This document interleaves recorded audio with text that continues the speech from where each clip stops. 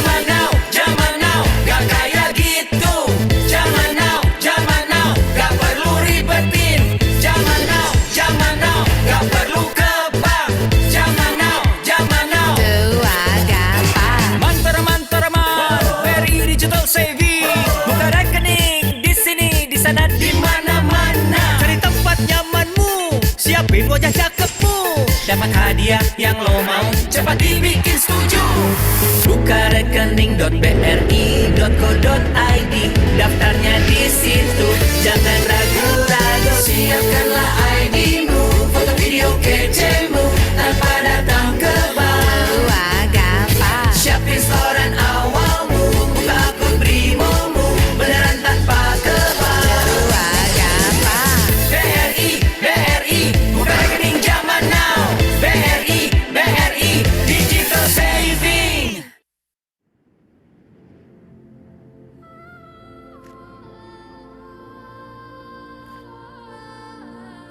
We are what we think.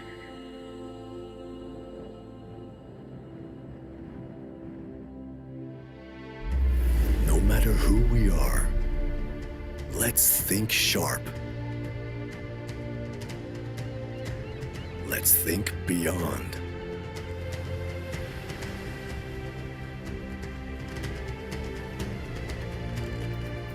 Let's think different. Let's think extraordinary. Let's think phenomenal. And let's make it come true.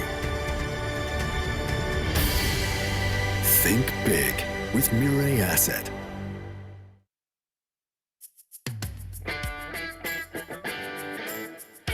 Kami adalah perusahaan investasi terdepan karena kami siap berpikir besar. Kami yakin dengan sektor-sektor potensial dan siap mendukung mereka. Kami menjadi terdepan karena kami selalu kompetitif, berinovasi, mendorong ide-ide baru. Kami mengerahkan yang terbaik dan akan terus meningkatkan kualitas kami.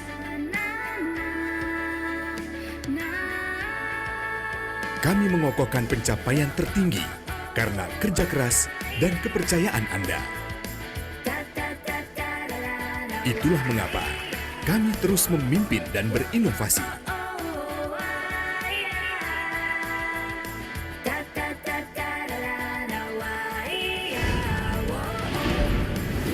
Karena kami, Mirai Asset.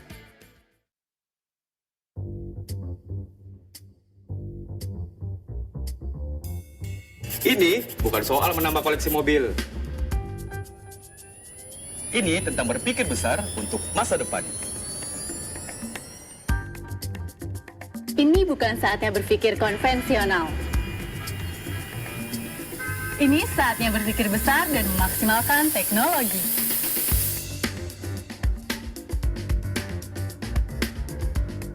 Ini bukan tentang diri sendiri.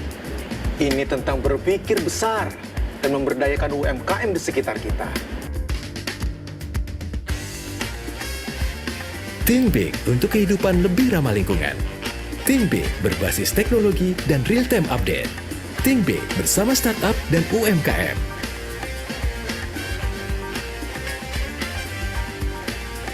Karena kita berpikir besar, kita pilih Mirai Asset.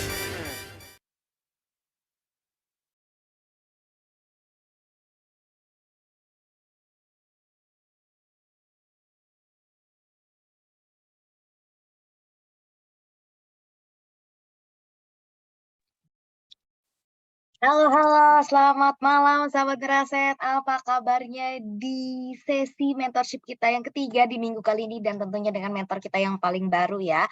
Dan tentunya kita berharap ya sahabat Miraset ini tetap semangat menjalani kompetisi ini karena baru hari ketiga tentunya. Masih bakal banyak banget sesi-sesi mentorship yang seru tentunya dengan mentor-mentor yang kece.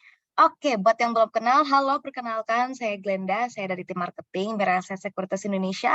Saya di sini berlaku sebagai host ya, dan tentunya saya juga mau info nih, kalau host championship ini kembali dengan hadiah yang ciamik gitu ya, 1,5 miliar rupiah. Dan tentunya banyak banget hal-hal yang baru di sini. Yang baru ada grup league dan juga BBRI League. Nah, gimana nih kamu yang udah kompetisi di grup league, udah cuan belum sama teman-temannya? Dan kalau misalkan kalian ini belum daftar atau temennya belum daftar, langsung aja daftar karena apalagi kalau kalian itu daftarnya pakai RTN BRI karena kesempatan menangnya jauh lebih gede, lebih banyak lagi hadiahnya, dan kalian juga bisa nih memberikan nickname kalian ke teman-teman yang belum daftar sebagai referral code karena buat yang referral code dipakai paling banyak itu juga kita punya hadiah. Jadi bertabur hadiah ya di sini selain giveaway dan juga final prize-nya. Dan tentunya Hot Championship Season 9 ini disponsori oleh BRI. Langsung aja kita kenalin, ada moderator di sini yang paling cantik, ada Ibu Marta dari Investment Information Team. Selamat datang kembali di Hot Championship Season 9, Ibu Marta. Halo Glenda, halo Ferdian dan sahabat Mirai Asset semua, semoga dalam keadaan sehat selalu. Dan yang ditunggu-tunggu nih, punya nickname yang unik banget, langsung aja kita tanya. Halo Ferdian David. Halo semuanya, halo sahabat Oke, Mirai nickname-nya Asset. mentol nih. Kenapa nickname mentol nih, Fer? Ya, alasan saya dipanggil mentor ya awalnya karena saya juara itu ya. Nah, juara itu dari situ teman-teman saya manggil saya mentor. Mentol, Nah, itu singkatan apa? mentor.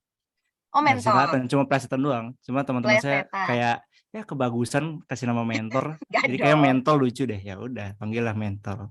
Dari mentol sekarang beneran jadi mentor. Gimana nih pertama kali jadi mentor Ferdian? Ya, pertama kali sih deg-degan ya karena pertama kali ya membawa acara mentorship.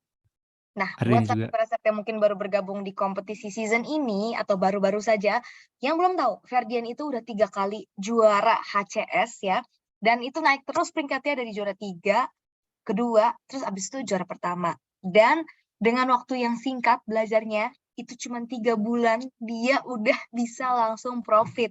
Ya, kalau Ibu Marta kita gimana ya Bu ya? Kita seperti kebanyakan orang, butuh waktu lama. Lama banget ya. Belum cuan juga. Nah, makanya kita di sini pengen banget berguru sama Ferdian. Apa sih rahasianya? Cuman dalam waktu 3 bulan udah cuan ratusan %. Ya, jadi jangan kemana-mana, sahabat Mirai Asset. Langsung ini tungguin nanti sesi mentorship-nya bersama dengan Ferdian David. Nanti mungkin ngobrol-ngobrolnya bisa lebih panjang sama Bu Marta ya. Nah, sebelum dimulai aku akan bacain dulu disclaimer ya. Semua mentor dalam program edukasi Hot Championship Season 9 itu pihak-pihak yang secara profesionalitas dan dipilih dan sebagian merupakan pemenang Hot Championship season-season sebelumnya dan bukan merupakan karyawan atau perwakilan dari Mirai Asset Sekuritas Indonesia. Segala pernyataan yang diberikan mentor dalam program edukasi merupakan peringatan yang murni diberikan mentor secara pribadi dan bukan perwakilan Mirai Asset. Meskipun semua upaya dan pengawasan telah dilakukan untuk memastikan keakuratan informasi yang tersedia, semua informasi dalam program edukasi ini dipublikasikan untuk tujuan informasi umum aja ya. Jadi Mirai Asset nggak menjamin bahwa semua yang terkandung di sini itu benar, valid, patut atau sesuai dengan untuk tujuan tertentu. Dan semua informasi dalam program edukasi ini sama sekali nggak mempromosikan atau mengajak peserta membeli saham tertentu. Dan video ini tidak dapat digunakan sebagai alat bukti dan atau barang bukti terkait pertanggungjawaban hukum atas hasil keputusan investasi peserta. Peserta mengerti dan menyadari sepenuhnya bahwa dalam melakukan investasi dan atau transaksi efek di pasar modal mengandung resiko-resiko investasi. Oleh karenanya peserta wajib bertanggung jawab terhadap segala keputusan investasi dan atau tindakan yang diambil sehubungan dengan informasi yang didapatkan dari program edukasi ini. Peserta dengan ini membebaskan Mirai Asset sepenuhnya dari segala bentuk tanggung jawab, kerugian, tuntutan yang timbul, kerusakan, biaya dan pengeluaran sehubungan dengan pengambilan keputusan investasi dan atau tindakan yang diambil terkait dengan informasi dari program edukasi ini. Oke, segitu aja ya disclaimer dari saya. Tentunya habis ini kita akan langsung dengerin fundamental atau pemaparan nih dari Bu Marta. Kemudian dilanjutkan dengan pemaparan dari Ferdian. Kemudian habis itu ada sesi Q&A. Nah, untuk sahabat Beraset yang pengen tanya, tulisnya di kolom Q&A ya. Jangan tulis di kolom live chat karena nanti tidak terbaca oleh Ibu Marta. Baiklah, langsung saja saya serahkan kepada Bu Marta dan juga Ferdian. Baik, terima kasih Glenda yang cantik dan Ferdian, saya mohon waktunya sebentar ya, 10 menit untuk jelasin sahabat Mirai Asset apa kabarnya. Nah, sahabat Mirai Asset, kalau biasanya saya bawain materi fundamental, kali ini saya akan lebih banyak explore menu-menu di HOTS. Jadi di 5 pertemuan ke depan ini kita akan lihat terutama untuk pengguna PC ya. Jadi mungkin sahabat Mirai Asset kalau di handphone mungkin nggak banyak menu nggak cara lengkap begitu ya. Jadi memang saya sengaja pilihkan yang di PC yang memang sahabat Miraset bisa gunakan. Nah, saya izin share screen dulu sebentar. Oke. Jadi sahabat Miraset udah lihat di sini. Jadi kalau misalnya sahabat Miraset udah login ke Hots PC, nah di sini sudah bisa sebentar saya pindahin. Jadi sahabat Miraset bisa lihat di sini. Nah, ini yang akan kita bahas hari ini itu adalah satu menu, sebenarnya satu menu tapi sudah hampir mencakup udah lengkap banget di sini. Jadi sahabat Miraset nanti bisa pilih menu ini 0001. Jadi itu adalah menu stock price. Nah, di mana di situ nanti sahabat Miraset bisa langsung pilih sahamnya. Jadi saya ambilkan contoh saham dengan market cap terbesar ya, yaitu saham Bank BCA atau BBCA. Nah, di sini sahabat Miraset ada info apa aja sih yang bisa sahabat Miraset lihat. Jadi yang pertama di kolom yang di atas ini, di kiri atas, itu sahabat Miraset bisa lihat di sini ini ada kolom harga terakhirnya BCA berapa, kemudian frekuensi, volume, kemudian juga value transaksinya hari ini, yaitu sekitar 1,1 triliun. Kemudian di sini itu adalah harga terakhirnya BCA kemarin ya. Jadi kemarin BCA naiknya 25 poin atau 0,3%, hari ini juga naiknya sama 0,3% atau 25 poin. Kemudian di sini itu ada bid offer. Bid offer ini adalah bid offer yang terakhir ya. Jadi di bid di 82, offernya di 82.25. Ini kalau misalnya marketnya lagi buka, semuanya live, nanti harganya itu akan bergerak. Kemudian AVG atau average ini apa sih? Jadi ini adalah average semua transaksi yang done. Jadi transaksi yang done dibagi dengan value, dibagi dengan volumenya, itu kalau kita lihat di sini adalah average yang done hari ini untuk BCA itu adalah di level 8.167. Kemudian limit high ini adalah batas auto reject atas. Jadi nggak usah dihitung lagi nih BCA tuh auto reject-nya 25% berapa, jadi bisa langsung dilihat di sini limit high-nya di 9.800, sedangkan limit low ini adalah batas auto reject bawah, yaitu di 7625. Kemudian ini adalah harga yang terbentuk di BCA hari ini, yaitu ada harga high, harga tertinggi, harga pembukaan tadi pagi, kemudian juga ada di harga terendah, seperti itu. Dan di sini adalah market cap-nya BCA, yang ini merupakan market cap tertinggi di Indonesia. Ini bukannya 1 miliar ya, sahabat Miraset, ini 1 miliar ditambah lagi nolnya 6, karena di sini ada tulisan M. Jadi ini adalah 1.000 triliun market cap-nya gitu ya, memang luar biasa ini perusahaan. Jadi seperti itu membacanya sahabat Miraset. Oke, dari sini kita pindah ke bawah. Di sini ada beberapa menu yang bisa sahabat Miraset pakai di sini kalau misalnya kita mau lihat BCA tuh hari ini kejadiannya dan itu ada transaksi dan terakhir ya, ini dan terakhir itu bisa dilihat di sini harga, volume dan juga perubahannya. Kalau buyer seller karena saat ini memang sudah ditutup ya, jadi broker itu udah nggak kelihatan, jadi memang kosong semua. Kemudian di sini itu adalah bid offer-nya BCA nih, lengkap dengan bid vol dan offer volume. Gitu. Nah ini kalau misalnya market lagi live ini akan jalan. Kalau broker ini itu baru akan tersedia datanya setelah marketnya tutup. Jadi kurang lebih kalau market tutup 3.15, ini data kurang lebih di 4.15. Jadi ada jeda 1 jam 15 menit gitu ya. Jadi mau tahu nih hari ini yang buy BCA, ini BCA transaksinya 1 triliun, yang buy paling banyak tuh broker apa sih? Ternyata ini broker AK, UBS, kemudian ada yang kedua KZ. Sedangkan sellernya itu yang paling banyak di sini ada ZP, BK, YU seperti itu. Jadi ini kalau mau analisa pakai broker summary seperti itu ya. Jadi ini yang datanya baru tersedia sore. Nah ini karena udah jam 7 makanya udah tersedia datanya. Kemudian di sini ada trade book. Nah trade book ini adalah jadi BCA tuh hari ini low-nya 8.050, high-nya 8.225. Nah ini setiap fraksi ini ada kejadian. Nah kalau mau tahu yang paling banyak tuh terbentuk harga tuh di level berapa sih? Nah ini sahabat Miraset bisa lihat di sini. Transaksi paling banyak BCA itu ada di level 8.200. Value-nya juga paling besar, 620 miliar seperti itu. Jadi sahabat Miraset bisa lihat tahu ya. Di sini 620 miliar ya. Jadi ini 620, ini karena T 1000 jadi tambahin lagi nolnya 3 seperti itu. Jadi sahabat Miraset bisa lihat nih bahwa memang harga kejadiannya paling banyak tuh di level penutupan yaitu di 8.200. Seperti itu. Kemudian kalau chart itu saya nggak sarankan lewat yang sini, jadi nanti bisa langsung buka chart. Kemudian yang bisa kepakai juga yang ini. Ini adalah transaksi record transaksi untuk buy sell. Jadi ini tuh kita kalau misalnya kita mau tahu sebenarnya BCA tuh orang lebih banyak beli di harga atas atau jual di harga bawah. Ternyata kalau kita lihat di sini justru orang lebih banyak di sell di harga yang jadi sell di sebelah kiri ya. Jadi yang sell down itu yang sell langsung kejadian itu sebenarnya lebih banyak. Tapi ini nggak menutup kemungkinan bahwa ketika sell-nya lebih banyak harganya nggak mesti turun karena kejadiannya yang ini walaupun sell-nya tinggi di sini tapi harga BCA-nya tetap naik seperti itu. Jadi ini bisa jadi salah satu alat bantu tapi memang nggak mutlak akan bisa valid seperti itu ya.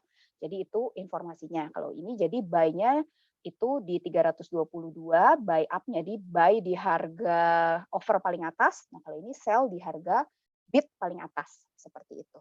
Kemudian sedikit lagi sahabat Mireset itu yang di bagian atas ini. Jadi di bagian atas ini yang kita bisa pakai, nah ini sebenarnya sama kayak menu order yang di sini, cuman ini dibuatkan dalam bentuk satu baris. Kemudian ini yang tadi dan ini sama kayak yang tadi di sini dannya, cuman ini lebih panjang tampilannya. Kemudian yang di sini kalau misalnya mau lihat daily-nya BCA tuh, jadi sorry. Nah, ini dan daily-nya BCA dari hari ke hari itu high-nya di harga berapa, low-nya berapa, last-nya berapa, kemudian kejadiannya yang paling ramai itu di tanggal berapa seperti itu di sini. Kemudian di news itu adalah berita-berita terbaru dari BCA. Kemudian ini info secara umum ya, BCA itu bergerak di bidang apa, sahamnya margin atau bukan, kemudian masuk di indeks apa seperti itu. Kemudian untuk ringkasan laporan keuangannya BCA, sahabat Mireset juga bisa langsung lihat di menu financial ini. Jadi bisa langsung diklik, dipilih mau tahun berapa, kuartal berapa, itu bisa lewat sini.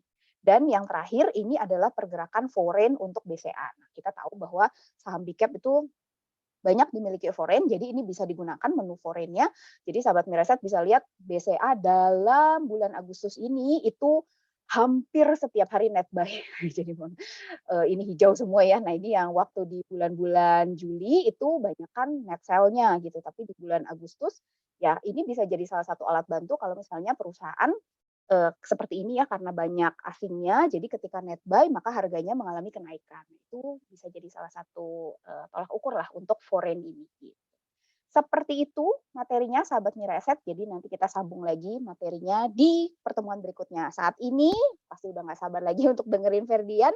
Silakan Ferdian dengan materinya. Oke, terima kasih Bu Marta. Saya izin share screen dulu ya.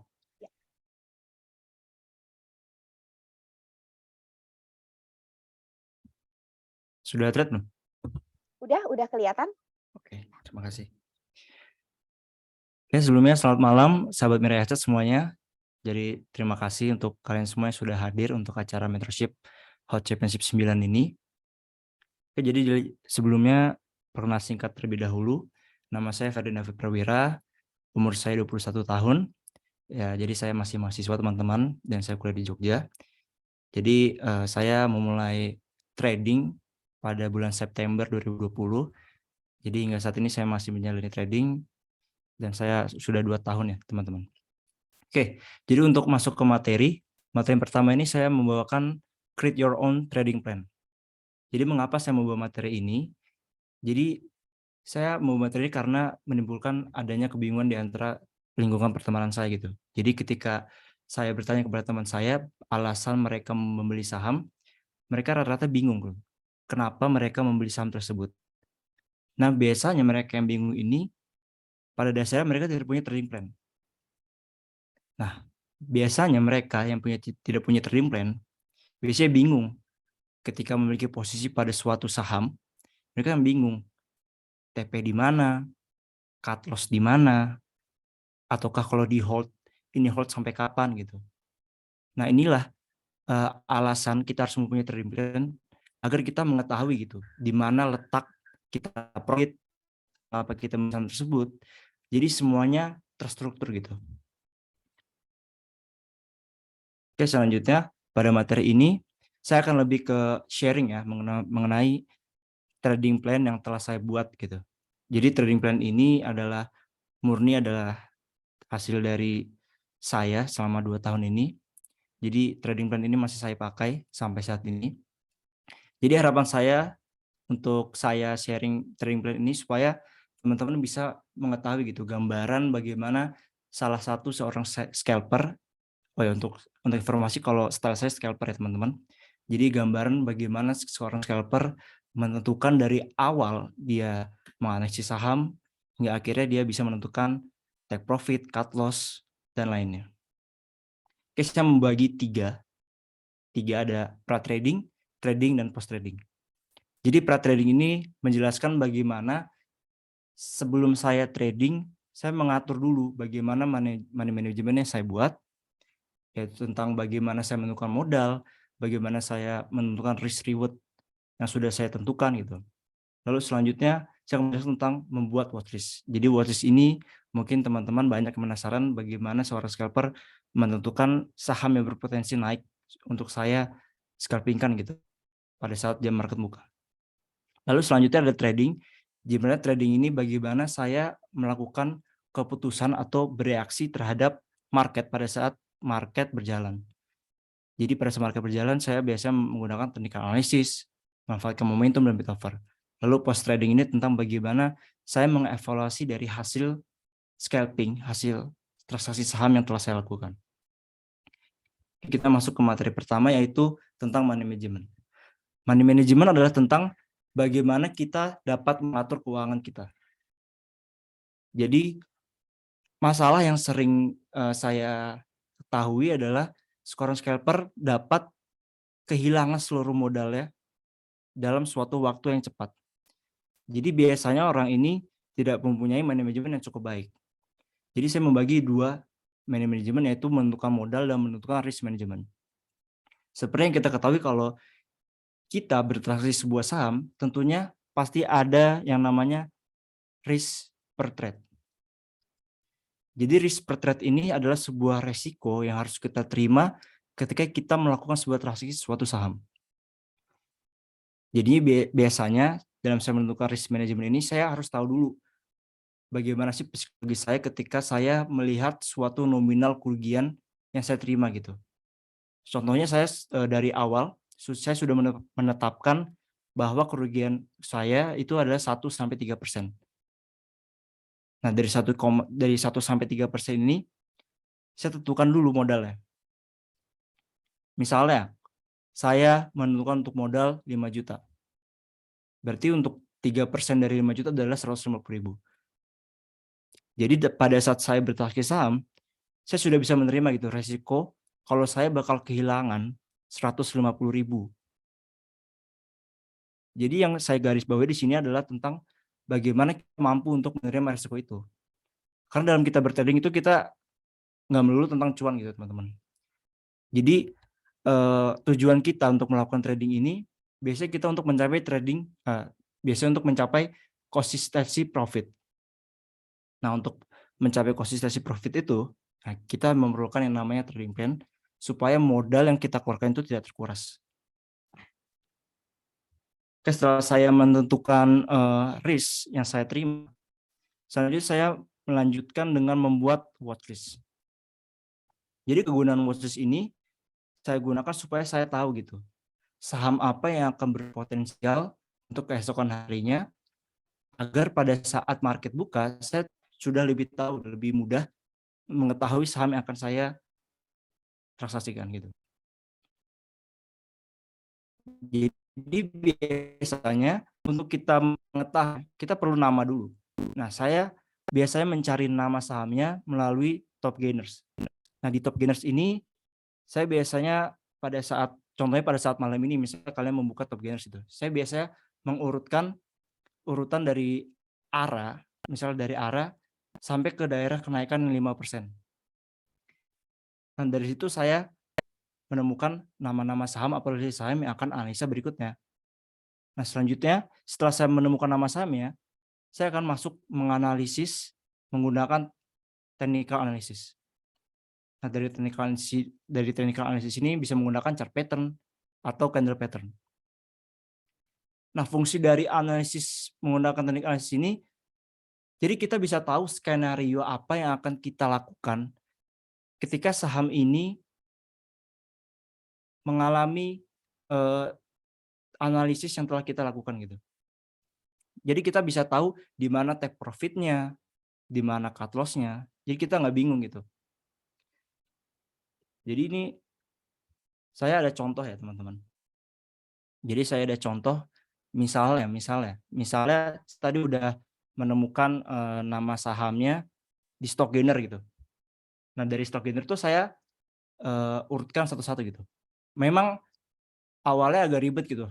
Soalnya saya harus mengurutkan satu-satu nama saham ke chart untuk menghasilkan prioritas saham yang akan saya pilih untuk esok harinya. Cuma nggak apa-apa ya. Karena menurut saya itu worth it. Karena saya akan bisa memilah gitu mana saham yang terbaik. Contohnya dari watchlist stock gainer yang udah dipilih, kita menemukan chart kayak gini. Nah, setelah kita menemukan chart kayak gini, selanjutnya kita melakukan analisa menggunakan teknik analisis. Jadi yang pertama kali saya lakukan adalah mencari titik resisten dan titik supportnya.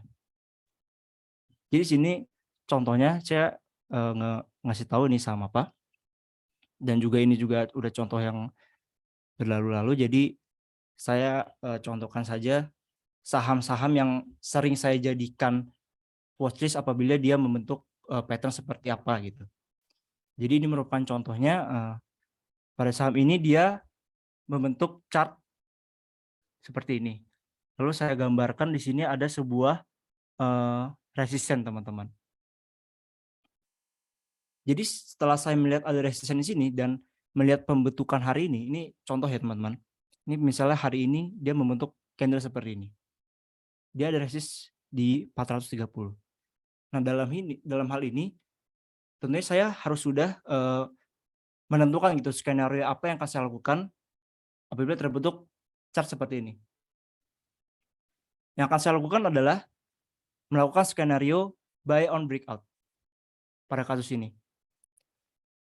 Jadi saham ini saya akan beli apabila dia melakukan break pada sini, yaitu di area 435 sampai 440.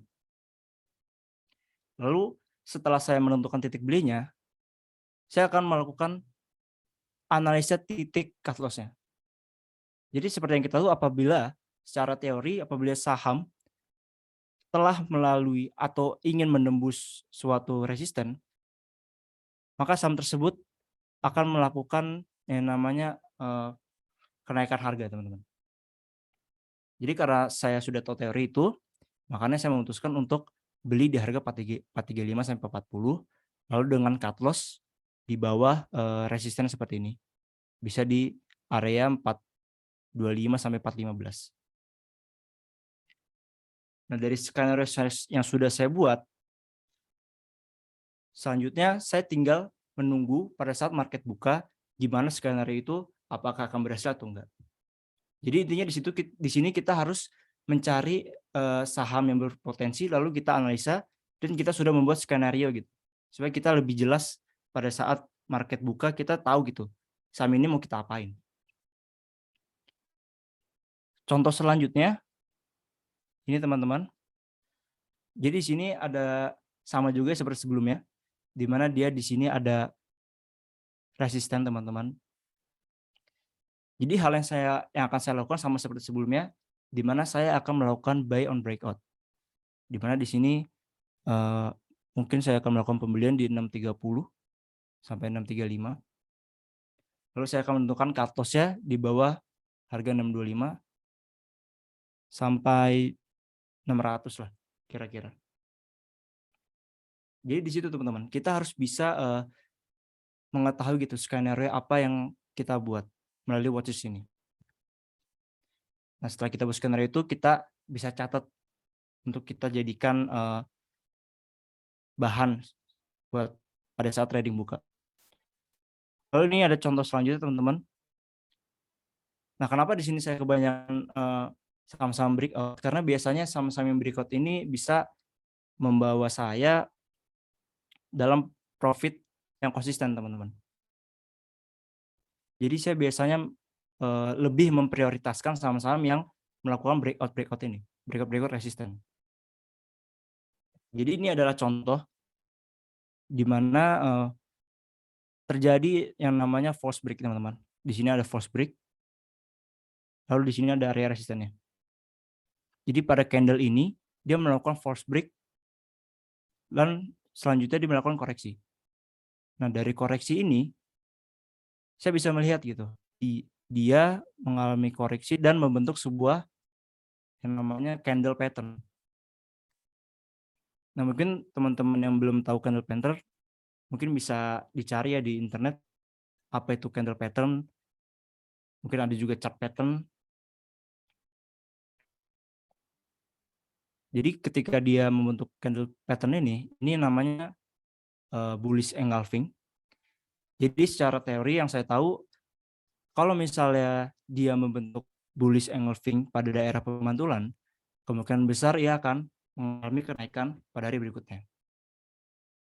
Jadi ini contohnya ketika misalnya malam ini dia membentuk candle seperti ini, saya akan melakukan strategi, teman-teman. Saya akan melakukan rekayasa. Saya akan membelinya buy on breakout di sini karena di sini juga area resisten 730 sampai 735 dan cut loss-nya di bawah area sini, area resisten. Lalu selanjutnya ini merupakan contoh dari namanya chart pattern ya, teman-teman.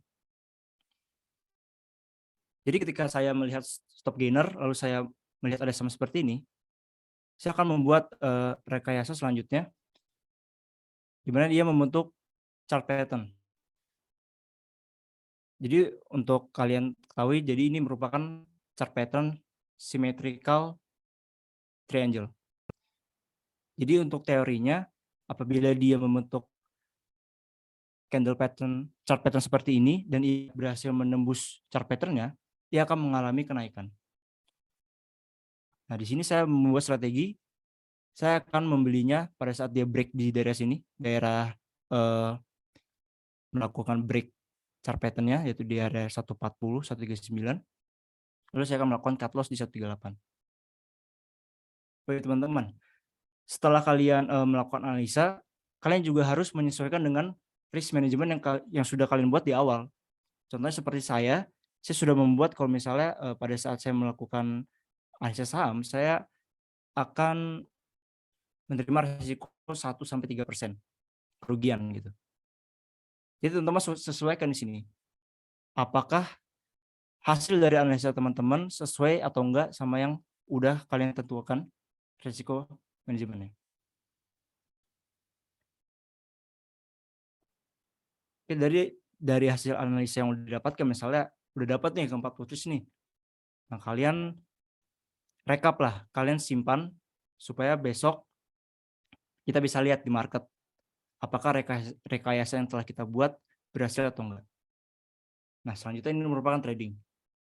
Pada masa trading ini di mana saya melakukan sebuah aksi jual beli atau merespon bagaimana market berjalan. Jadi pada awal yang saya lakukan adalah memantau hasil watchlist yang telah saya buat tadi. Jadi kan tadi saya buat tuh bagaimana rekayasanya. Nah, apabila rekayasa tersebut terjadi, maka saya akan melakukan pembelian di situ. Nah, apabila rekayasa tersebut bahkan misalnya tadi pada saat breakout resisten ya, apabila saham tersebut pada saat itu tidak berhasil melakukan breakout, saya tidak akan menyentuh saham itu, saya tidak akan membelinya. Nah, makanya di sini mencari momentum itu harus benar-benar kita cari gitu, harus tepat gitu. Bisa momentum-momentum ini adalah suatu suatu cara supaya kita bisa mengetahui cara entry yang tepat, teman-teman. Nah, momentum itu bisa kita ketahui dari misalnya dia melakukan break 432. Nah, itu artinya momentum. Ataupun biasanya kalau misalnya saya scalping gitu, biasanya momentum emasnya biasa sama-sama naik 30 menit pertama. Nah, selanjutnya apabila kita dari hasil watchlist itu tidak ada misalnya yang sesuai dengan ekspektasi kita, sesuai dengan rancangan yang untuk kita buat pada saat kita membuat watchlist, Biasanya saya mencari saham potensial lain melalui running trade atau stock gainer. Nah, untuk caranya sama seperti sebelumnya, sama seperti pada saat saya membuat watchlist tadi. Cuma perbedaannya pada saat stock gainer, saya tidak menganalisis lagi saham-saham yang sudah ARA. Saya biasanya lebih memilih saham-saham yang di bawah 15% sampai 5%, akan saya analisa satu-satu. Jadi dari situ saya dapat mengetahui momentum dari sebuah saham tersebut apakah akan naik atau enggak. Nah, untuk kita mengetahuinya, kita bisa menggunakan analisisnya, menggunakan gabungan technical analysis dan bid offer. Nah, biasanya untuk saya menentukan momentum itu, saya kecilkan lagi time frame chartnya, karena saya adalah seorang scalper juga. Jadi saya kecilkan menjadi 5 menit. Nah, menjadi pertanyaan teman-teman saya gitu, emang 5 menit itu valid juga, Fer? Nah, di sini saya memberikan contoh bahwa di time frame kecil pun biasanya saham tersebut juga bisa membentuk pola-pola tertentu gitu. Ada chart pattern, ada pola-pola candle. Nah, dari sinilah saya akan menentukan lagi bagaimana analisa yang saya lakukan sebelumnya. Ini sama seperti sebelumnya. Contohnya ini sudah jam berapa nih? Jam 9.30 misalnya. Saham tersebut membentuk kayak gini. Nah, biasanya saya akan melakukan sebuah rekayasa. Saya akan membeli di buy on breakout dan melakukan CL-nya di bawah breakout tersebut. Jadi sudah disesuaikan dengan risk management saya. Lalu ada lagi, ini merupakan candle 5 menit, di mana ia membentuk sebuah chart pattern, teman-teman. Jadi ternyata di candle di time frame kecil pun ternyata bisa gitu membentuk candle-candle chart pattern seperti ini. Makanya mengapa saya menggunakan chart 5 menit agar lebih jelas gitu. Kita bisa lebih valid dalam menganalisis sebuah saham. Jadi untuk ini sebenarnya teman sudah tahu kalau saya akan membelinya buy on breakout juga di daerah sini. Lalu saya akan akan melakukan cut loss di sini. Oh ya, untuk take profit-nya sendiri disesuaikan juga ya untuk teman-teman. Biasanya saya membuatnya risk reward itu minimal 1:1. Jadi ketika saham tersebut sudah naik 3-5%, biasanya saya akan langsung jual. Walaupun saham itu akan naik lagi, cuma saya akan jual dan bersyukur dengan apa cuan yang sudah diberikan. Lalu setelah dari hasil trading, hasil dari bertransaksi itu, kita masuk ke post trading. Di mana post trading ini tentang bagaimana evaluasi hasil trading kita. Jadi biasanya setelah saya melakukan sebuah scalping atau bertransaksi pada saat jam market buka, biasanya di akhir saya akan melakukan evaluasi. Nah, fungsi evaluasi ini apa sih? Evaluasi ini berfungsi supaya kita lebih bisa untuk mengintrospeksi diri gitu. Jadi dari hasil trading plan yang udah kita buat, bener nggak sih gue masuk di daerah sini? Apakah ketika membentuk chart seperti ini, apakah benar gue entry di sini? Jadi dari hasil trading juga kita dapat mengevaluasi apakah trading plan yang udah kita buat ini efektif nggak sih? Ya mungkin itu dari materi hari ini. Mungkin ada quotes dari saya. Jadi trading plan is the key to face the market. Never give up until you reach it. Trading plan adalah kunci untuk kita menghadapi market. Karena sejago apa kita dalam menganalisis, sejago kita dalam menentukan posisi, pada akhirnya market lah yang berbicara, teman-teman. Jadi market bebas, mau naikin, mau turunin, bebas. Nah, yang menjadi pertanyaannya adalah bagaimana kita bisa mengatur gitu resiko yang kita buat sebelumnya. Tujuannya adalah supaya kita bisa tetap menjaga aset yang kita punya dan kita tetap bisa merencanakan gitu hasil dari analisis yang telah kita buat. Jadi trading plan ini bukan semata-mata kita bisa langsung dapat dalam sehari, teman, dalam waktu singkat. Jadi trading plan ini akan berubah seiring waktu, seiring kalian mengerti gitu, bagaimana caranya kita menghadapi market. Jadi kita juga harus bisa beradaptasi terhadap market dan kita juga bisa beradaptasi trading plan gitu. Jadi jangan menyerah untuk kita dalam mencari trading plan. Oke, mungkin cukup untuk materi hari ini. Saya kembalikan ke moderator. Baik, terima kasih Ferdian untuk materinya yang sangat-sangat luar biasa. Saya yakin sahabat Mira Asset pasti ngerti banget karena tadi penjelasannya sangat-sangat jelas, sangat-sangat teknis, sangat-sangat runut ya. Jadi memang sesuai karena Ferdian ini jurusannya teknik, jadi runut kalau jelasin sesuatu. Makasih Ferdian, materinya sangat-sangat menarik dan pertanyaannya sangat-sangat banyak. Bukan karena nggak jelas, tapi justru karena jelas jadinya penasaran gitu ya.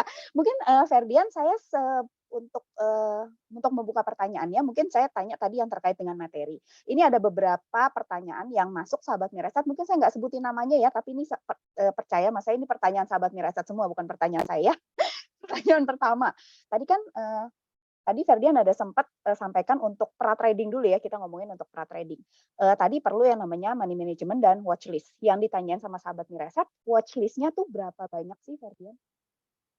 Kalau untuk watchlist-nya tuh ya dari seberapa kita menemukan kayak pattern kayak gitu, kayak menemukan kayak rekayasa yang udah kita buat gitu. Jadi kalau misalnya ada sama-sama misal mau tadi yang saya contohin ada mau breakout, ya udah berarti itu banyaknya. Berarti kurang lebih mungkin kalau gambarannya biasanya Ferdian nyiapinnya kira-kira berapa? 5, 10 atau 15 atau bahkan lebih? Ya biasa tergantung, cuma biasanya tuh 5-10 lah. Biasanya 5 stock sampai pick. 10. Ya. Oke, baik. Nah, baik. Pertanyaan berikutnya, Ferdian, nah ini yang lebih ke tadi nih, yang teknis terkait dengan tradingnya. Yang banyak ditanyain adalah gimana sih milih kriteria sahamnya. Jadi apakah Ferdian melihat misalnya di harga tertentu, misalnya mungkin di harga tertentu saya 5.000 ke atas nggak bisa. Jadi terus ada juga yang nanya apakah second liner, first liner, atau third liner gitu. Nah, kriterianya seperti apa? Nah, biasanya kriterianya karena saya seorang scalper ya, biasanya dia memiliki volatilitas yang tinggi gitu. Jadi biasanya kita dapat melihat volatilitasnya dari historinya. Biasanya historinya ada yang misalnya ARA, nah biasanya itu yang memiliki volatilitas tinggi. Nah, kriteria tersebutlah yang menjadikan saya sebagai acuan gitu dalam melakukan analisa sebuah saham. Kalau misalnya dalam pemilihan sahamnya Ferdian sendiri, mungkin kalau misalnya kita flashback ke belakang, itu menurut Ferdian lebih banyak yang mana? Masuk first liner, second liner, atau third liner? Biasanya sih yang kebanyakan second liner dan third liner. Oke, berarti kalau harganya sendiri, Ferdian, menurut Ferdian, apakah di harga tertentu misalnya di atas 2.000 tuh lebih susah di scalpingin, atau misalnya yang lebih prefer yang harganya ratusan atau bahkan puluhan gitu? Yang mana biasanya? Kalau menurut saya semuanya sama aja ya. Soalnya saya tuh berpaku banget sama namanya technical analysis. Jadi mau dia berapa harga pun, jadi saya akan terpaku pada technical analysis yang udah saya buat gitu. Oke, berarti tadi volatilitas sama nanti analisa teknikalnya gitu ya yang dilihat ya. Oke, baik. Terima kasih Ferdian. Nah, pertanyaan berikutnya, chartnya. Tadi kan Ferdian ada sempat buka nih chartnya 5 menit, ada yang berapa menit gitu. Kalau tadi pada saat tadi Ferdian sudah kan tadi kan awalnya kan kita filternya nih screeningnya dari top gainer dulu ya. Betul ya Ferdian, jadi dari top gainer, kemudian nanti dicari yang dirunut dari yang ARA, kemudian sampai yang tadi kurang lebih naiknya 5% begitu ya. Kemudian kan setelah itu Ferdian ngelihat teknikalnya nih, teknikalnya tuh pattern candle. Nah, time frame-nya tuh yang jadi prioritasnya Ferdian atau biasanya pasti Ferdian buka time frame-nya tuh yang mana sih? Biasanya kalau misalnya untuk kita menemukan saham potensial untuk kita jadikan watchlist berikut harinya, biasanya saya menggunakan daily. Karena daily itu kan kita kan pengen tahu besok nih arah saham mau kemana. Nah, makanya saya menggunakan daily. Cuma kalau misalnya pada saat market buka, karena kan saya ingin bertransaksi pada saat itu juga biasanya. Nah, makanya saya kecilin lagi time frame-nya, jadi 5 menit biasanya. Oke, seperti itu ya sahabat Miraset. Jadi kalau malam kita screening, Ferdian screeningnya pakai chart daily, kemudian nanti kalau pada saat market buka nanti bisa buka yang time frame lebih kecil, salah satunya 5 menit begitu ya. Ya, betul. Oke, baik. Terima kasih Ferdian. Kita lanjut lagi ke pertanyaan berikutnya. Nah, tadi kan Ferdian ada sempat singgung tuh, kalau misalnya gimana sih untuk menentukan prioritas kan ini watch list-nya atau pilihannya kan banyak nih dari yang Hmm. mulai dari ARA sampai yang naik 5% itu kan pasti banyak. Nah, nanti kan bikin prioritas. Salah satunya dengan lihat support resisten, kemudian nanti bikin skenario di situ. Nah, di skenario itu kan nanti ada level entry, ada level target price dan juga stop loss-nya. Nah, sahabat Miraset nanya ini satu-satu. Kalau yang level entry dulu nih, yang level entry misalnya Ferdian udah bikin skenario. Kemudian pada saat market buka, jadi Ferdian tuh langsung, maksudnya langsung hajar kanan atau antri di harga yang Ferdian udah bikin? Saya biasanya itu sih, langsung hajar kanan biasanya. Jadi ketika skenario yang kita harapkan berhasil, saya biasanya langsung hajar kanan aja. Karena saya Oh. sudah memprioritaskan dari awal kalau misalnya dia breakout harga segini, saya langsung punya barang ini, gitu. Jadi seperti itu. Oke, berarti, tadi ya karena scalping ya, kalau misalnya nunggu Ya, lagi lama nanti, iya belum benar. tentu kejadian tuh harga. Hmm. Oke, kemudian, Ferdian tadi entry-nya udah, jadi langsung masuk. Kemudian, kalau misalnya untuk, target price-nya, nah itu target price-nya berarti ngelihat level apanya nih? Kalau misalnya contohnya yang kasus tadi, misalnya buy on breakout, itu berarti resistennya Ferdian untuk target price-nya, target jualnya tuh pakai persentase atau melihat apa? Biasanya saya, gabungan kedua itu sih. Cuma untuk dasar sayanya itu biasanya lebih ke persentasenya. Jadi saya memang udah set gitu, berapa persentase saya sehari, supaya saya tidak melakukan overtrade gitu. Biasanya kayak gitu sih. Oh, oke. Berarti kalau misalnya, udah punya satu saham, target price-nya biasanya Ferdian pakai targetnya tuh berapa persen sih untuk level keuntungannya nih kalau boleh di-share ke kita? Biasanya sih saya 3-5% udah TP ya. Oh, 3 sampai 5 Iya, persen. Nah, berarti untuk level stop loss-nya juga di level itu? Atau di bawah itu? di bawah itu sih biasanya. Biasanya saya karena saya belinya buy on breakout gitu ya. Jadi lebih terukur aja. Jadi biasanya setelah dia tidak melewati breakout itu, di bawah breakout, biasanya kan dia cuma berapa 1-2%. Nah, di situ biasanya. Oh, oke. Berarti buat gambaran nih ke sahabat Miraset tadi untuk target price-nya berarti di 3 sampai 5, kemudian untuk stop loss-nya di level 1 sampai 2% gitu ya, Ya, Ferdian? benar. Oke, baik. Nah, ini pertanyaan berikutnya yang sahabat Miraset, tanyain juga nih. Kalau misalnya nih stop loss kita pasang stop loss misalnya, let's say misalnya 2% gitu ya. Kadang kan belum tentu, di 3 menit atau berapa menit kemudian langsung kesentuh, bisa juga diem aja di situ. Nah, kalau seperti itu Ferdian akan nunggu, atau memang udah ngebatasin bahwa, oh ya nanti ditunggu sampai 2%? Biasanya sih kalau gitu saya lihat dulu ya. Kalau misalnya tidak ada saham lain gitu yang dijadikan, watchlist selanjutnya, misalnya tidak ada saham lain yang berpotensi, ya saya akan lebih baik nunggu sih, kayak gitu. Jadi tapi kalau ada yang lain ya udah di-cut Iya, di-cut kalau aja ada yang ya. lain Jadi lebih ngelihat, potensi marketnya keseluruhan, saham lainnya gimana gitu ya? ya betul. Oke, baik baik. Terima kasih Ferdian. Nah, ini pertanyaan berikutnya, ini yang udah agak di luar materi nih Ferdian. Jadi, tadi ada yang nanyain, Ferdian kalau tadi kan kita persiapannya sebelum market buka ya. Kemudian pada saat market buka nih, kalau pada saat market buka sendiri, Ferdian tuh melihat, running trade nggak sih? Dan kalau misalnya ngelihat running trade, saham yang dijadiin watchlist pada saat market buka atau pada saat, lihat running trade tuh yang seperti apa kenaikannya atau volumenya gitu? Biasanya pada saat benar-benar awal market buka ya, Mhm. biasanya, saya memprioritaskan hasil watchlist saya tadi gitu. Nah, setelah misalnya watchlist tadi nggak ada, biasanya saya ngeliat running trade. Nah, running trade itu saya sama sih caranya, jadi saya cari yang ada di running trade, terus saya pindahin ke chart. Jadi saya cari di situ, habis itu saya lihat, bagaimana volatilitasnya di situ, di bid over saya lihatnya. Mmm, oke. Berarti, nah untuk running trade-nya sendiri Ferdian, ngelihatnya di filter yang udah naik berapa persen kurang lebih kisarannya? Kalau running trade sih nggak ada filter-filter naik berapa persen ya. Pokoknya yang Berarti paling banyak rame muncul di yang rame situ, aja gitu ya? ya saya langsung analisa di situ. Oke, baik. Karena tadi kebetulan ada yang nanya nih, jadi nggak difilter di sana tapi lebih ke frekuensinya yang banyak gitu ya? Ya, betul. Oke, baik. Kemudian ada juga yang nanya tentang, nah tadi Ferdian ada singgung-singgung tentang analisa bid offer. Nah kalau dari versinya Ferdian, nganalisa bid offer tuh idealnya atau yang biasa Ferdian lakukan tuh seperti apa sih? Nah, biasanya bid offer ini agak tricky ya. Jadi bid offer ini biasa baru kita bisa analisa setelah kita tahu karakteristik saham tersebut. Jadi memang perlu jam terbang gitu. Jadi kita perlu tahu setiap hari ini bid offer itu kayak gimana sih. Cuma yang paling sering, yang paling umum biasanya setelah misalnya ada sebuah offer yang gede banget, misalnya dihajar, dihabisin, biasanya kenaikannya lebih enteng biasanya. Biasanya kirinya juga lebih tebelin.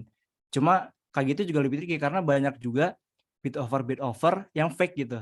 Ya, yang Jadi palsu market ya. jadi market maker juga tahu gitu bagaimana para retail ini melakukan analisa saham. Jadi dipermainkan seperti itu. Makanya untuk bid offer ini memang agak susah gitu, harus butuh jam terbang.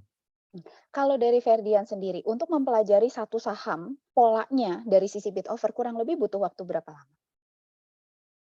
Kalau kalau dulu sih ya butuh seminggu sih biasanya. Nah, Karena buat seminggu itu bisa menunjukkan gitu. Biasanya bid offer juga menunjukkan bagaimana chartnya itu, biasanya menggambarkan chartnya juga.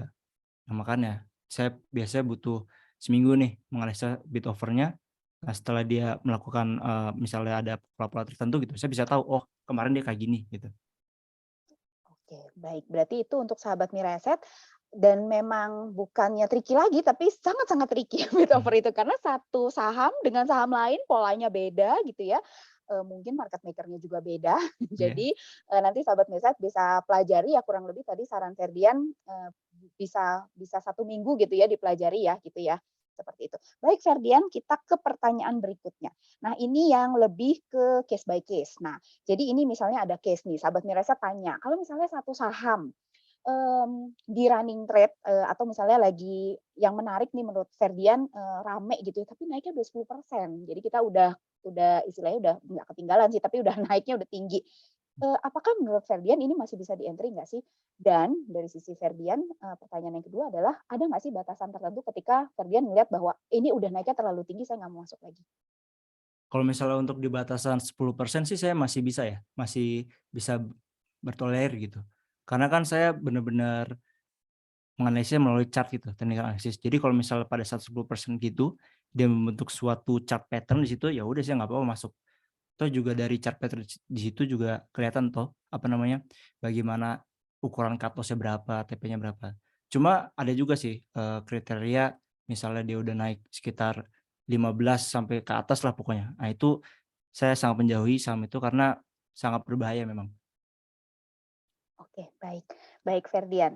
Kemudian, untuk waktu.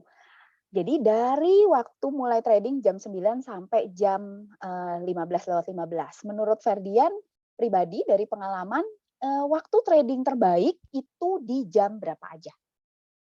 Biasa waktu trading terbaik ya, kalau misalnya untuk nyari saham-saham yang cepat gitu naik ya, biasa 30 menit pertama. Nah, biasa setelah 9.30 biasa saham-saham itu pada membentuk-bentuk chart gitu lah, membentuk kayak sideways gitu. Nah, dari situ biasanya saya sekitar jam 11 kalau nggak 10.30 saya biasanya di situ melihat ada namanya pembentukan chart di situ. Nah, biasanya di situ juga sebagai momentum saya untuk menganalisa dan masuk kalau misalnya ada saham yang chartnya bagus gitu. Terus ada juga biasanya pas 14.30 sih, 14.30 sampai penutupan biasanya ada juga saham-saham yang ingin dinaikkan oleh market maker gitu. Jadi kenaikannya tinggi. Terus gitu. Oke, berarti memang menurut Ferdian waktu terbaiknya itu adalah di jam 9 sampai 9.30 lah ya, itu prime time-nya lah ya istilahnya ya kalau mau trading ya. Nah, kalau di sesi 2 ada nggak Ferdian? Mungkin di pembukaan sesi 2 gitu. Ada sih biasanya. Sepengalaman Ferdian. Sepengalaman saya ada sih, cuma biasa jarang. Biasanya malah kalau yang ditunggu-tunggu nih kita tunggu banget, sesi 2 ada nih, malah nggak ada. Cuma malah kalau misalnya tinggal gitu biasanya ada. Ya, cuma gitu Ya tergantung sih. Tergantung marketnya Ya gimana hari tergantung itu ya. marketnya gimana. Tapi yang pasti kalau misalnya paling banyak itu peminatnya memang di 30 menit pertama ya. Ya benar. Oke, baik. Baik Ferdian, kita ke pertanyaan berikutnya. Nah, ini ada ini juga nih, ada apa case lagi nih. Misalnya tadi sahabat Mirasa tanya, misalnya tadi kita udah nemu yang apa bagus nih pattern-nya, misalnya kemudian juga kita udah skenariokan dia buy on breakout. Kita udah beli tapi harganya turun. Nah, kalau seperti itu, dari Ferdian sendiri apakah langsung cut loss atau bagaimana?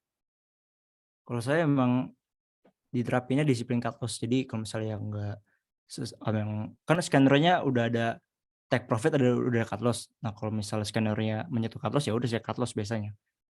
Kayak gitu. Jadi intinya disiplin ya. Ya, disiplin. Ferdian. Itu juga sahabat Mira Aset, jadi boleh punya plan sebagus-bagusnya, secantik-cantiknya, tapi kalau nggak disiplin sama aja ya. Ujung-ujungnya nanti rugi. Jadi intinya satu punya plan bagus, dua disiplin. Oke, kita ke pertanyaan berikutnya nih Ferdian. Nah ini yang lebih mungkin yang lebih pribadi nih. Ini saya udah baca pertanyaannya. Nah ini yang lebih sifatnya personal, sahabat Mira Aset banyak. Bahkan ada yang minta, tolong ceritain Kak Ferdian perjalanannya sebagai trader. Nggak cukup waktunya, mohon maaf. Jadi nanti bisa nonton di YouTube ya. Di situ Glenda ada banyak nanya tentang Ferdian. Jadi sahabat Miraset bisa buka YouTube-nya Mirai Aset. Nanti di situ ada perjalanan tradingnya, perjalanannya Ferdian jadi trader. Nah mungkin di sini saya lebih nanya yang ditanyain sama sahabat Mirai Aset. Nah Ferdian kalau dalam satu hari ya, ini ada yang nanya, Ferdian tuh rata-rata melakukan trade itu berapa kali? Biasanya saya bisa 5 sampai 10 kali sih. Kalau misalnya sahamnya lagi bagus-bagus. Cuma kalau misalnya lagi nggak bagus banget, kalau misalnya cuma pagi hari misalnya, ya saya cuma trade bisa 1 sampai 2 kali udah cukup gitu. Jadi saya sesuaikan dengan itu aja tentang kondisi market sih. 5 sampai 10 kali itu buy sell. Jadi maksudnya misalnya nih 10 itu berarti 5 kali buy, 5 kali sell gitu ya? Ya bisa 10 kali buy, 10 kali sell. Oh ya, Cuma oke, itu biasanya kalau yang kayak gitu namanya overtrade sih. Biasanya kalau misalnya psikologi saya udah ya kayak gitulah misalnya. Oke, berarti menurut Ferdian yang ideal itu 5 sampai 10, jadi 5 kali buy, 5 kali sell gitu ya. Jadi nggak perlu yang sampai 20 kali buy, 20 kali sell juga enggak ya. Jadi itu nanti overtrade. Oke, Ferdian, nah kalau dari sisi Ferdian sendiri untuk target nih, sebenarnya dari sisi Ferdian tuh sehari itu ada target nggak sih harus dapat return berapa? Atau targetnya tuh lebih sifatnya mingguan atau bulanan atau gimana? Kalau saya sih nentuin targetnya bulanan ya. Jadi dalam sebulan tuh saya biasanya 40 sampai 50%. Jadi luar biasa. target bulanan saya. 40 sampai 50% per bulan. Per bulan. Jadi saya lebih ke realistis lah. Jadi misalnya udah saya rekap, misalnya saya sehari dapat bisa berapa persen nih. Misalnya 1 hari 3%. Ya udah saya buat target per bulan aja. Nah, ini sahabat Miraset, saya yakin pasti di rumah langsung geleng-geleng. Di mana lagi dapat 40% sampai 50% sebulan gitu ya. Dan itu udah nggak dipotong pajak ya. Karena pajaknya udah dibayarin. Nah, mungkin pertanyaan saya, ini kan kalau saat ini ya Ferdian, jadi itu 40 sampai 50%. Di awal waktu kemarin baru belajar, saya yakin di sini sahabat Miraset juga banyak yang baru mulai belajar. Menurut Ferdian, kalau kita di pemula, itu target idealnya tuh seperti apa sih? Biasanya kalau untuk target ideal itu coba aja syukuri cuan yang ada gitu. Jadi misalnya bersyukur dulu. Iya bersyukur dulu aja. Jadi jangan nargetin dulu misal 3% sehari, tapi coba dulu cari tahu gimana saham-saham ini akan berpotensi naik gitu. Nah, dari situ kan kita bisa lebih lebih terbuka gitu mengenai target persentase kita tiap harinya. Oke, jadi di awal-awal disyukuri dulu, dapatnya 0,5%, bersyukur sahabat Mirai Aset ya, lebih baik daripada rugi 3% gitu ya. Jadi 0,5% nggak apa-apa, dikumpul-kumpulin tadi jadi bukit ya kata Ferdian. Nah, Ferdian kemudian, oh ya ini ada yang nanya, kalau win rate-nya sendiri, ini kan pasti trading apalagi scalping gitu ya, ada yang menang, maksudnya ada yang bisa pas dapat targetnya tapi ada yang cut loss. Dari sisi Ferdian sendiri win rate-nya tuh mungkin boleh disampaikan dulu itu bagaimana sama sekarang itu setelah sudah jadi lebih profesional lah ya, karena sudah bertahun-tahun gitu, itu seperti apa win rate-nya? Mungkin kalau win rate-nya itu bisa ya tergantung sih, tergantung gimana chartnya terbentuk, tergantung rekayasanya kayak gimana. Cuma yang paling pasti itu kita harus bisa apa ya, menentukan money management itu. Jadi kadang-kadang kita kan sering kan misalnya 3 kali cuan, tapi kalau 1 kali cut loss bisa merebut semua profitnya kan. Nah di situ titik mungkin titik win rate-nya di situ. Jadi saya lebih menjaga gitu, menjaga profitnya supaya tetap terjaga. Oke, jadi, yang pasti karena tadi sudah dihitung gitu ya, Ya. udah ada targetnya berapa, cut loss-nya berapa, jadi, di sana itu udah dibatasi gitu ya. Nah, Ferdian kalau dari sisi ini ya, dari sisi misalnya nih, kita ngomong market kan memang nggak selalu baik. Kalau misalnya baik, semua orang senang gitu ya. Hmm. Kalau misalnya pas lagi dapat, market yang jelek gitu ya, kemudian misalnya kena cut loss cut loss cut loss. Nah, itu dari sisi Ferdian ya, menurut Ferdian tuh berapa maksudnya loss berapa sih yang udah nih stop, saya nggak trading lagi hari ini gitu? Kalau saya biasanya ngaturnya 5% sih maksimal. Jadi kalau misalnya 5% itu dari seluruh modal ya, bukan dari dalam satu transaksi. Dari Iya, 5% dari seluruh modal, kalau misalnya saya menyentuh 5%, ya udah saya stop. Itu artinya saya memang market sedang buruk dari hasil analisa yang dibuat. Jadi lebih ke ya udah tenang aja, besok juga masih ada gitu. iya betul, hari esok masih ada, jadi selalu ada harapan, selalu ada hari baru. Nah, Ferdian nah ini ada yang nanya, kalau dari sisi pemula, kalau dari Ferdian sendiri kalau untuk trader, kalau misalnya ada teman-teman di sini yang pengen jadi trader, pengen belajar jadi trader, untuk pemula sebenarnya modalnya, kalau dari Ferdian berapa sih yang kira-kira sebenarnya udah cukup modal awalnya? Kalau untuk modal awalnya ya diserahkan kepada masing-masing pribadi ya, karena modal awal ini yang menentukan gimana kita dalam menentukan psikologis kita gitu. Jadi untuk awal-awal mungkin modal sekecil-kecilnya nggak apa-apa ya. Jadi pokoknya uang dingin lah. Jadi target utama pada saat awal trading itu kita harus tahu sistem tuh gimana, harus tahu sistem tuh bekerja kayak gimana. Jadi kita cari tahu saham-saham apa aja yang berpotensi kayak gimana, kita bisa tahu misalnya pada saat masuk kita nggak bingung kayak gimana. Nah, setelah kita tahu sistemnya itu, baru kita bisa menaikkan modal kita gitu. Oke. Dari pengalaman Ferdian sendiri waktu itu starting-nya di berapa, Ferdian? Kalau boleh tahu range aja, nggak perlu kalau Kalau saya dulu range-nya 3 sampai 5 juta awal-awal. 3 sampai 5 juta. Ya, Berarti sebenarnya udah cukup ya segitu untuk misalnya trading gitu ya. ya udah cukup. Nah, ini jadi melit ke pertanyaan berikutnya karena pas ada yang nanya. Biasanya Ferdian dalam sekali misalnya nih dengan modal 3 juta gitu, itu money management-nya seperti apa dan apakah langsung masuk di satu saham aja? Biasanya money management tuh saya lihat saham apa, chart apa yang terbentuk. Nah, biasa kan masing-masing pattern kan ada persentase keberhasilannya sendiri. Nah, biasanya kalau misalnya ada persentase tertentu yang tinggi gitu misalnya pattern-nya, saya biasanya akan masuk lebih gede gitu. Jadi saya juga masuknya bertahap gitu. Jadi kalau misalnya dia masih naik lagi, ya udah saya fresh up gitu. Kayak gitu sih. Oh, oke. Saya jadi ingat pas tadi ada yang nanya juga, manajemen average up-nya seperti apa sih? Biasanya manajer average up-nya kan biasanya saya misalnya on breakout tadi ya, saya breakout Misalnya. tadi. Lalu saya membeli saham setelah breakout.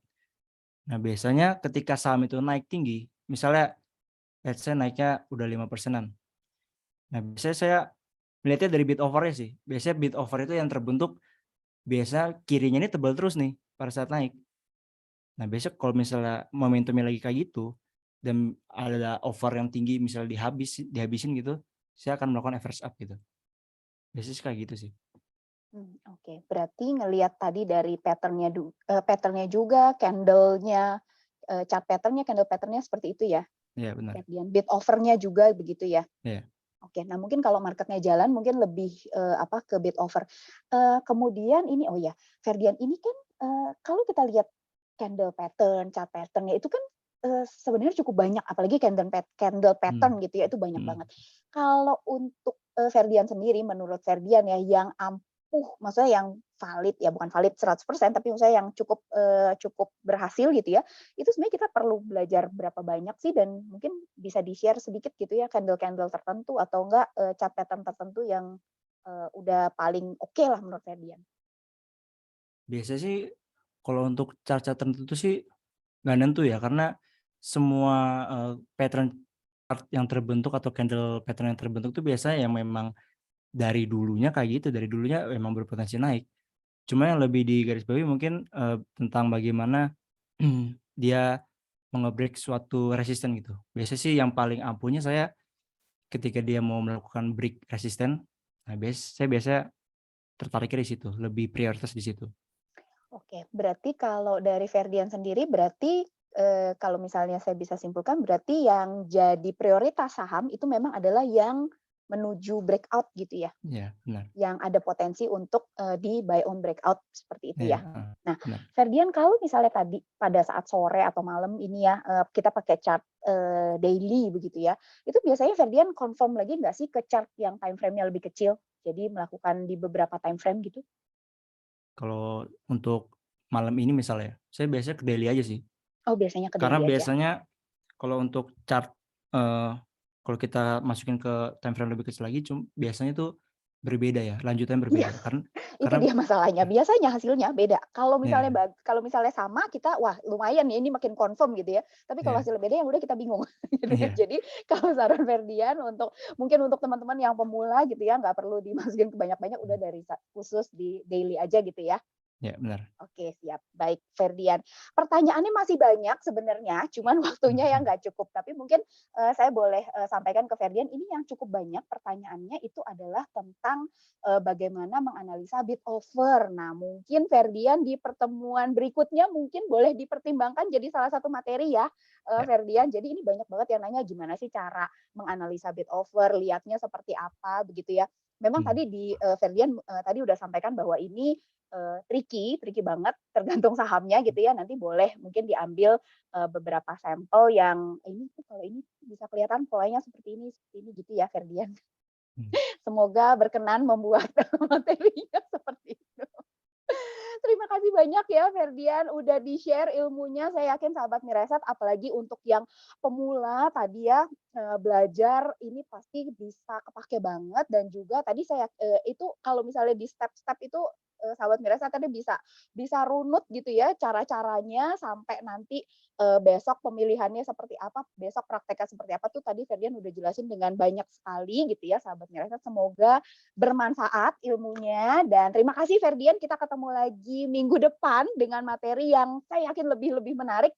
Dan juga untuk sahabat Mireset terima kasih juga untuk keikutsertaannya, udah masih semangat sampai jam 8 hari ini di waktu Jakarta, dan semoga besok sahabat Mireset tradingnya semakin sukses. Dan saya kembalikan ke Glenda. Silakan Glenda. Oke, terima kasih banyak Bu Marta dan Ferdian buat materinya malam hari ini ya. Banyak banget pertanyaannya, hampir 100 dan kita nggak bisa bacain semua tentunya ya. Dan sahabat Mireset, itu dia tadi pemenang Hot Championship kita ya. Mana tahu kalau sahabat Mireset rajin ikut kelas-kelas mentorship ya dengan mentor-mentor kita termasuk Ferdian juga, kalian bisa ambil shortcut. Nggak perlu kayak kita bertahun-tahun belajar dan belum cuan gitu ya. Langsung ratusan persen kayak Ferdian, minimal berapa? 50%. Aduh, cincai kayaknya. Oke deh sahabat Mireset, terima kasih banyak buat malam hari ini. Tetap semangat buat besok yang trading ataupun invest ataupun swing. Semoga materi ilmunya kepake. Sampai jumpa di mentorship minggu depan hari Senin, Selasa, dan Rabu bersama Om Ben, Michael Yoh, dan juga Ferdian. Terima kasih banyak.